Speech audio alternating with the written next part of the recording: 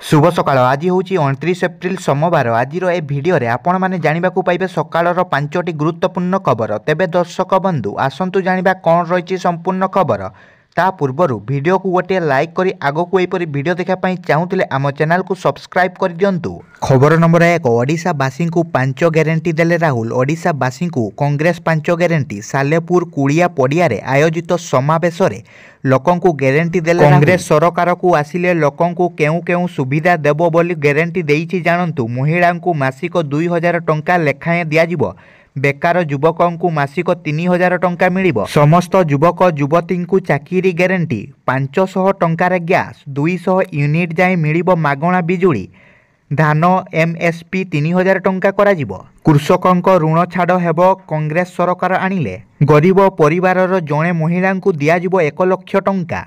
कांग्रेस सरकार को आसिले एही सबु सुविधा लोकंकु मिलिबो बोली समावेश राज्यवासी को ग्यारंटी देइचंती राहुल गांधी। खबर नंबर 2 खूब शीघ्र देश में आरंभ होबो वंदे भारत मेट्रो सेवा। भारत में semi high speed Vande Bharat train को सफलता मिलिबा परे एबे देश में वंदे मेट्रो योजना आरंभ हेबाकु जाउची। रेलबाईर एही योजना सह जड़ित एक वरिष्ठ अधिकारी कहवा अनुसार 2024 जुलाई मास सुधा एहार ट्रायल रन आरंभ करने समस्त प्रस्तुति चली। खूब शीघ्र मेट्रो सेवा जगाई देवाई योजना रही। देश को मिलिबो प्रथम वंदे भारत मेट्रो। खबर नंबर 3 सामुद्रिक सीमा निकटरू 14 पाकिस्तानी गिरफ। भारतीय तटरक्षी बाहिनी को सफलता। रविवार एक अभियान क्रमे गुजरातर सामुद्रिक सीमा निकटरू 14 पाकिस्तानी को गिरफ करिछि तटरक्षी बाहिनी। एहासह एमानंक ठारू 90 केजीर निशा पदार्थ मध्य जबत करिछि। कुहा जाइछि जे narcotic control bureau Gujarat ATS एवं कोस्ट गार्ड गुजरात उपकूल अंचल मिलित भाव अभियान चलाई निशा तस्करी को रखिछंती। सुरक्षा अधिकारी अनुजाई एने किछि दिन पूर्वे गुइंदा सूचना मिलिथिला।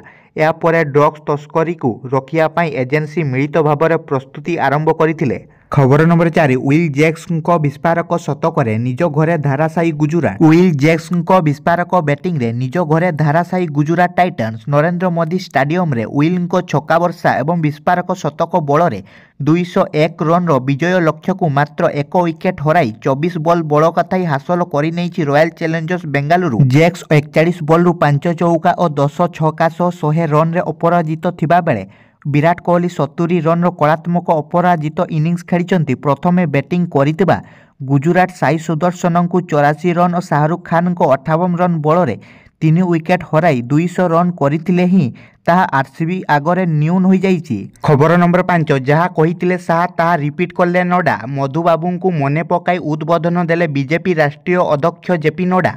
कहिले मधुबाबू ओडिशा गठन में प्रमुख भूमिका ग्रहण करिसंती।